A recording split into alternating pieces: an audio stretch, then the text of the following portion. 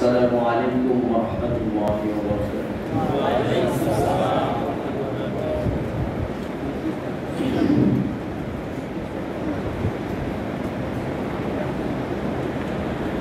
الحمد لله نحمده ونستعينه ونستغفره ونعوذ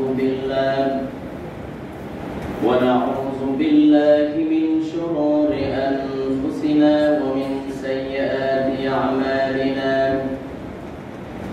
من يهد الله فلا مضل له ومن يضلل فلا هادي له. ونشهد أن لا إله إلا الله وحده لا شريك له. ونشهد أن سيدنا وحبيبنا ومولانا محمدا عبده ورسوله الذي أرسله بالحق بشيرا ونذيرا وداعيا إلى الله بإذنه وسراجا منيرا. فقد قال الله تعالى في كلامه المجيد والفرقانه الحميد: أعوذ بالله من الشيطان الرجيم. بسم الله الرحمن الرحيم. الزانية والزاني فاجلدوا كل واحد منهما 100 جلدة.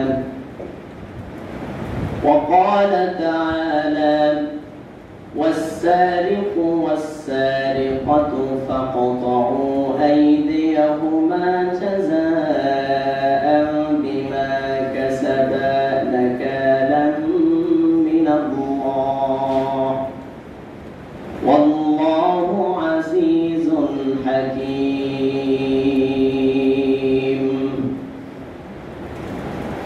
إن الله وملائكته يصلون على النبي يا أيها الذين آمنوا صلوا عليه وسلموا تسليما. شكل درود إبراهيم پر اللهم صل على محمد وعلى آل محمد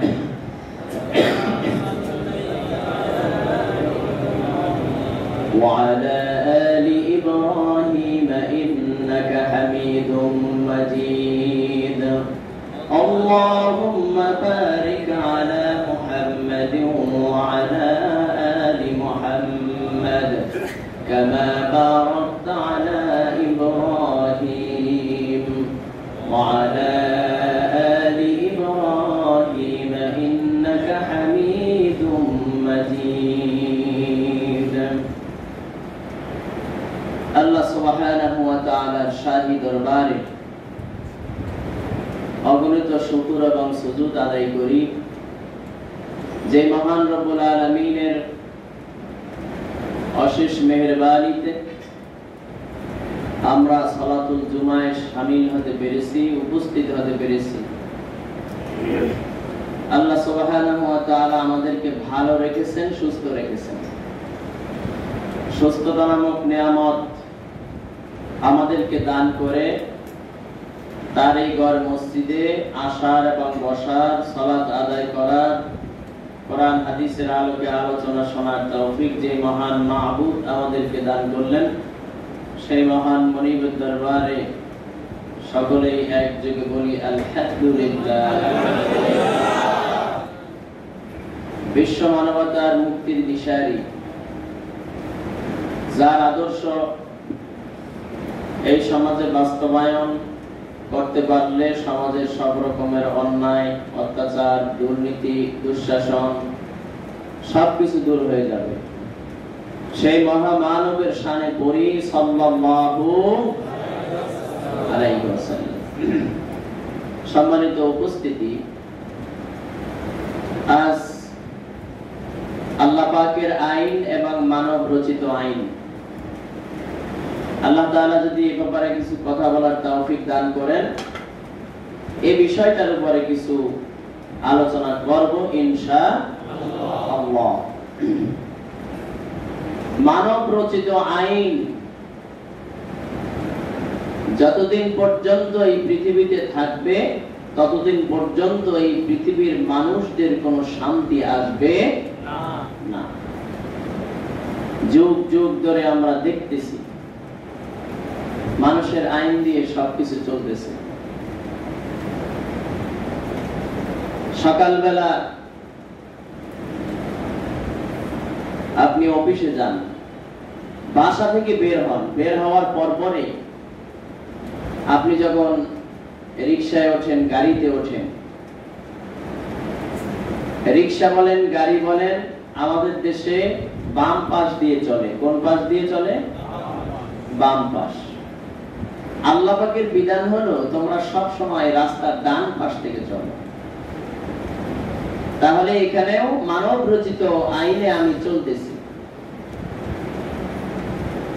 চলতে চলতে আপনি চলে গেলেন আপনার সবচেয়ে ভালো লাগার একটা জায়গা, বাজার। সেখানে গিয়ে দেখলেন মানুষ মানুষের গীবত করতেছে, সেখানে মানুষ খাদ্যে ভেজাল দিচ্ছে।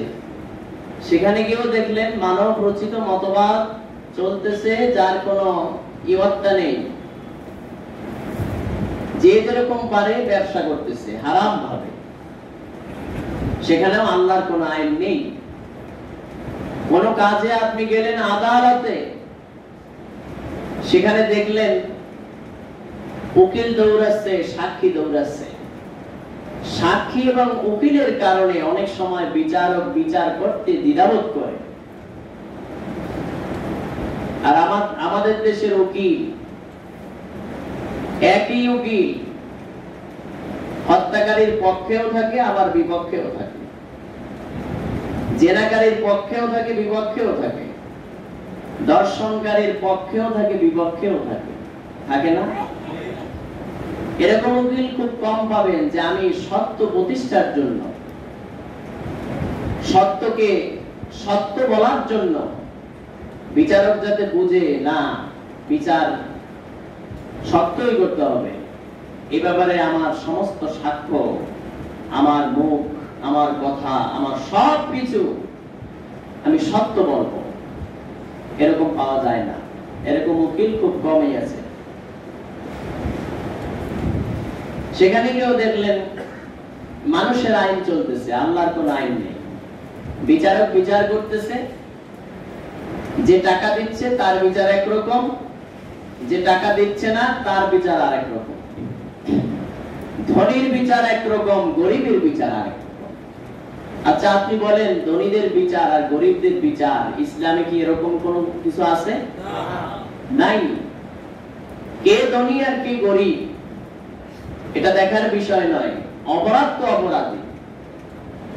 এজন্য মানব রচিত মতবাদ কোথাও কোনো শান্তি দিতে পারে না। গেলেন স্কুলে, সেখানেও গিয়ে দেখলেন ছাত্রছাত্রীরা যে লেখাপড়া গুলো করতেছে, এখানে আল্লাহর আইনের কোনো কথা নেই। সেখানে তারা যা শিখতেছে সবকিছু মানুষের রচিত, মানব রচিত মতবাদ। এরকম কোর্ট কাচারি, স্কুল, বিশ্ববিদ্যালয়, রাস্তাঘাট, অফিস, আদালত, যেখানেই আপনি যাবেন সেখানেই দেখবেন মানুষের তৈরি করা মতবাদ। এই মানুষের তৈরি করা মতবাদ এই পৃথিবীতে যতদিন থাকবে ততদিন আমরা কখনো শান্তি পাবো না, অশান্তির দাবানল চলতেই থাকবে। এজন্য কোরআনে রব্বুল আলামিন চারটা আইনের কথা, চারটা অপরাধের শাস্তি কোরআনে আল্লাহ নিজে বর্ণনা করেছেন, যাতে করে সমাজের মানুষগুলো শান্তি পায়, সুখে শান্তিতে বসবাস করতে পারে। কয়টা অপরাধের শাস্তি আল্লাহ নিজে বর্ণনা করছেন? চারটা, একটা একটা করে আমরা আলোচনা করব।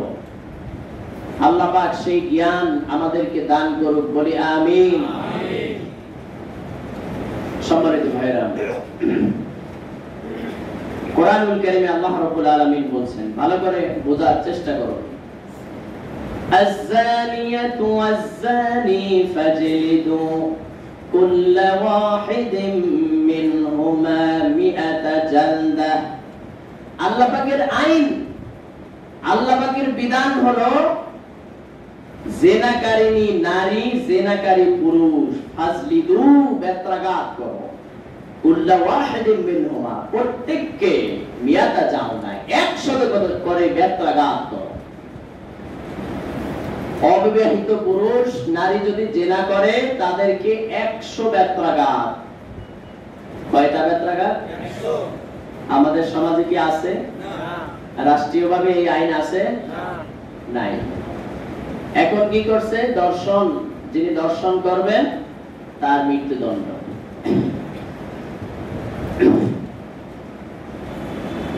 তার মৃত্যুদণ্ড হবে।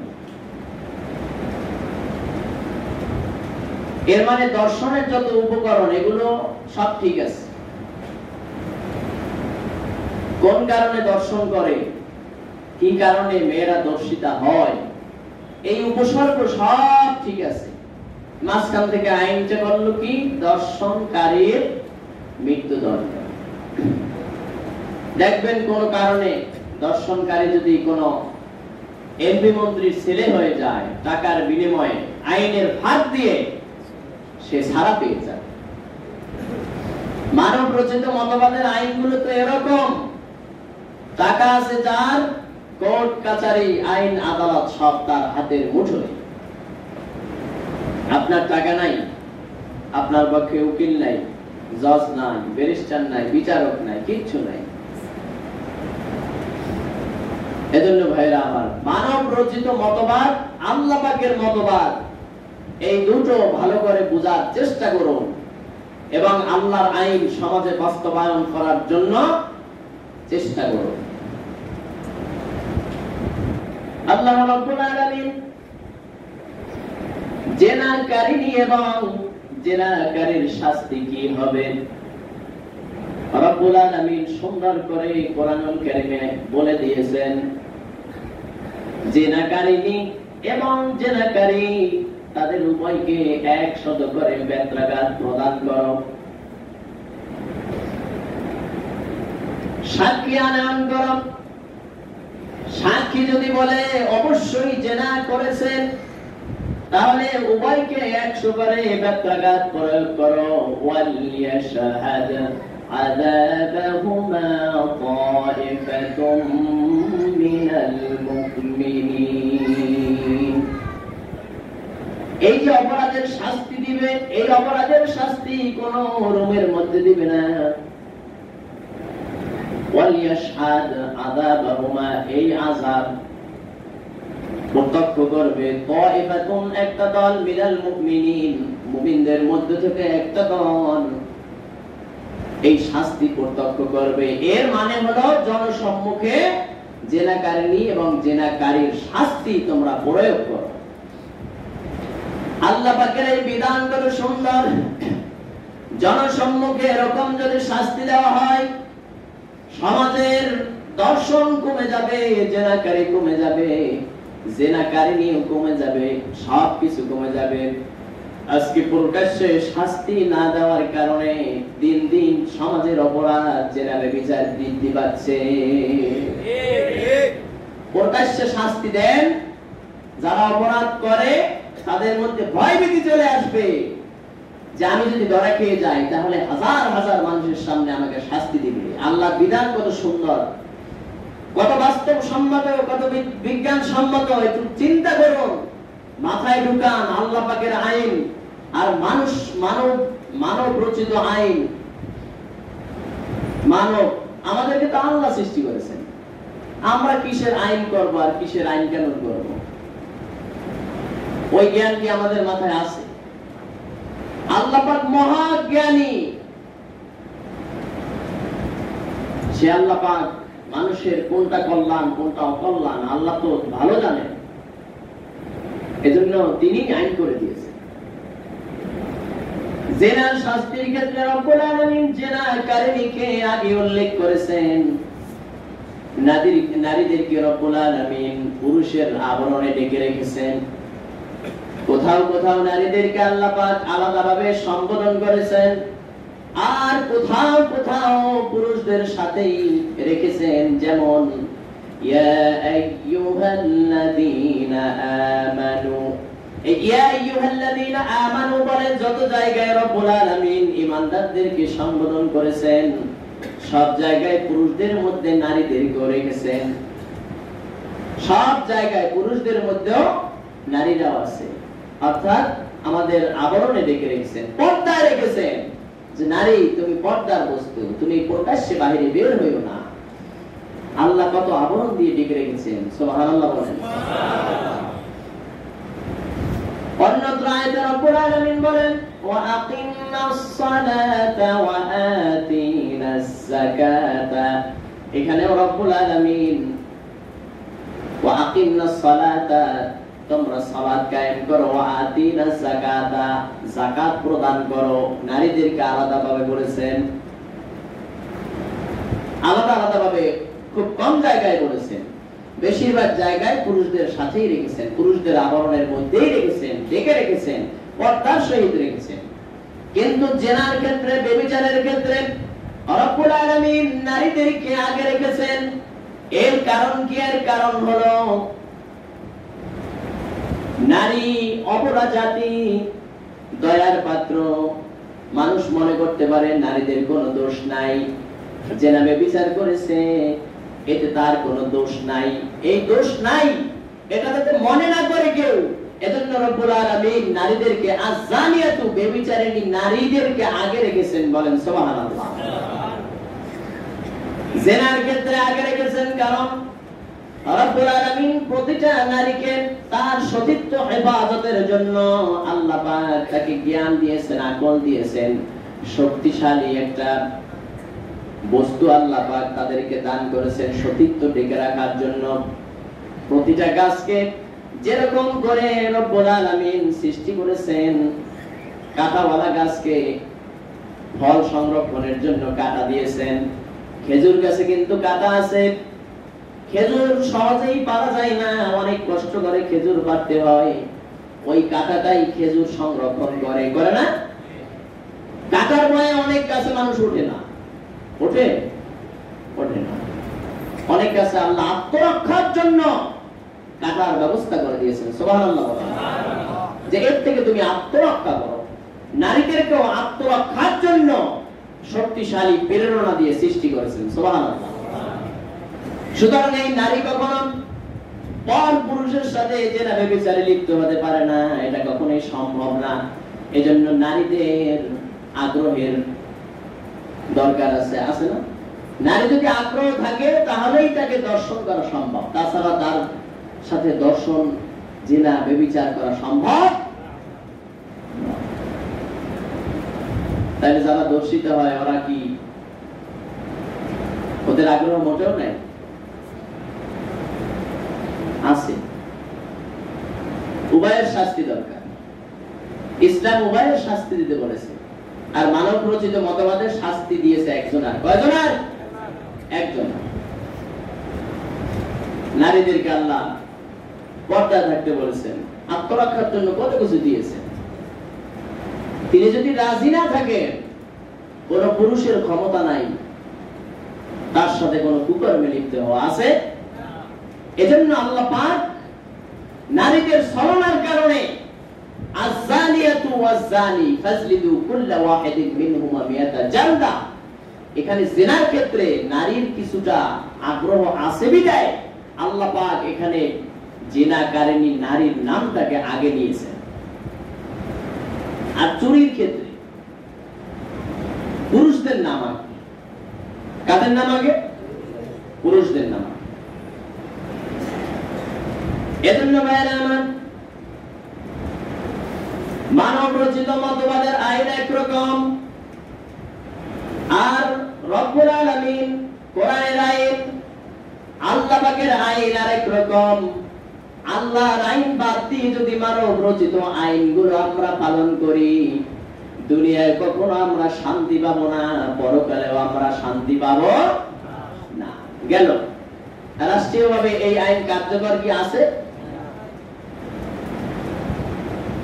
জেনাকারী জেনাকারিনীকে 100 বেত্রাঘাত করো জনসম্মুখে, এটা অবিবাহিতদের শাস্তি। আর বিবাহিতরা যদি জেনা করে, নিজের স্ত্রী বাদ দিয়ে অন্যের সাথে যদি কুকর্মে লিপ্ত হয়, তাদেরকে প্রস্তর বা পাথর মেরে পুরাইয়া দেয়। নাউজুবিল্লাহ। নিজের স্ত্রী থাকতে অন্য স্ত্রীর সাথে পরকীয়া করে না এখন? সাবধান,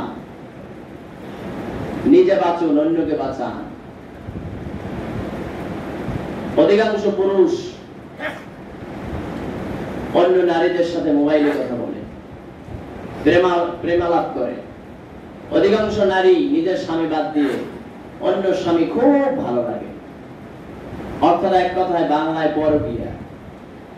কেউ কাউকে বিশ্বাস করে না। অধিকাংশ স্বামী স্ত্রীকে বিশ্বাস করে না, স্ত্রীও স্বামীকে বিশ্বাস করে না। এরকম একটা গল্প পড়ছিলাম, স্বামী স্ত্রী উভয় পরকীয়া করে। এখন কেউ কাউকে ধরা দেয় না। স্বামী যখন অফিসে গেছে, স্ত্রী নতুন একটা নম্বর দিয়ে কল দিছে, মেয়ে কণ্ঠ। স্বামীও তো লুচ্চা। মেয়ে কণ্ঠ কল দিছে, ভাইয়া আপনি কেমন আছেন, আপনি কি সিঙ্গেল না ডাবল? নাউজুবিল্লাহ বলেন। স্ত্রী কল দিছে, আপনি সিঙ্গেল না ডাবল? স্বামী বলতেছে আমি সিঙ্গেল।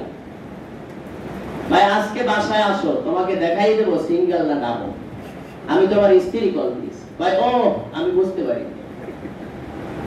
এই হলো পরকীয়া। পরকীয়া করা ইসলামে হারাম। আল্লাহ এদেরকে ছাড়বেন না, শাস্তি পরকালে দিবেন, অবশ্যই দিবেন। আল্লাহ পাক এই পরকীয়া থেকে আমাদের সমাজকে হেফাজত করুক, বলি আমিন। পরকীয়া করবেন না।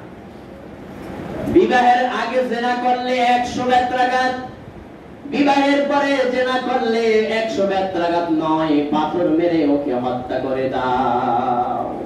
অবস্থা দেখছেন? এটা হলো আল্লাহর আইন। আর বাংলাদেশের আইন, বাংলাদেশের দণ্ড, ভারতের দণ্ড, আমেরিকার দণ্ড, কোন দেশে এই আইন কার্যকর নাই। সৌদি আরবে কোরআনের আইন 10% থাকতেও পারে, নাও থাকতে পারে। 100% কোরআনের আইন কোন দেশে কার্যকর নাই। আপনাদের জানা থাকলে বলবেন আছে কি নাই? সৌদি আরবে মাত্র 10% আছে, বা তার থেকেও কম থাকতে পারে। 100% নাই। কিন্তু কোরআনের আইন যদি 100% সমাজে বাস্তবায়ন করত, প্রতিটা দেশ সোনার দেশে পরিণত হয়ে যেত, শান্তি বিরাজ করত। শান্তির জন্য এখন কত টাকা খরচা করে, কত কিছু করে, কিন্তু শান্তি আসে না। শান্তি আসবে কি করে? শান্তি তো আছে কোরআনে, শান্তি আছে ইসলামে, শান্তি আছে আল্লাহর আইনে। এর বাহিরে যত মার্কস, লেনিন, সাম্যবাদ, পুঁজিবাদ, ধর্মনিরপেক্ষ মতবাদ, এই মতবাদে পৃথিবীর মানুষকে কখনো শান্তি দিতে পারে নাই, পারবেও না।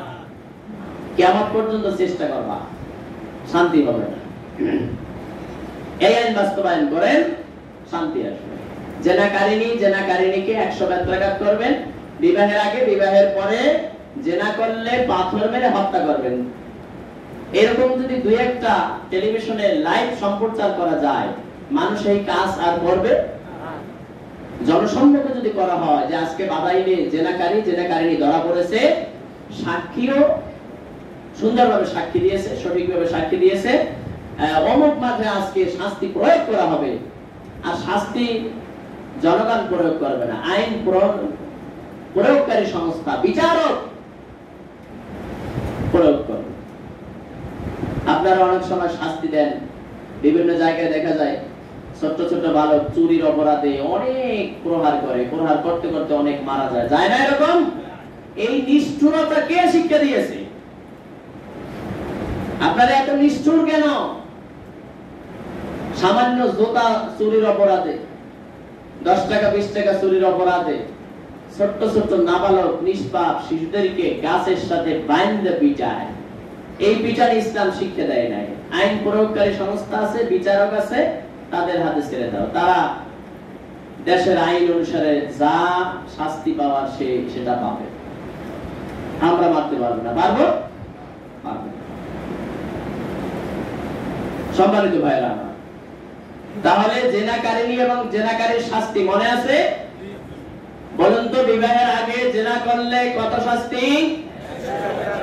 100 বেত্রাঘাত। বিবাহের পরে জেনা করলে পাথর মেরে শেষ করে দাও। এইটা প্রয়োগ করলে সমাজে শান্তি হবে। মানুষজন অন্তত জেনাকারী আর জেনাকারিনীর মুখ আর দেখবে না, সবাই ভালো হয়ে যাবে। 2 নম্বরে রব্বুল আলামিন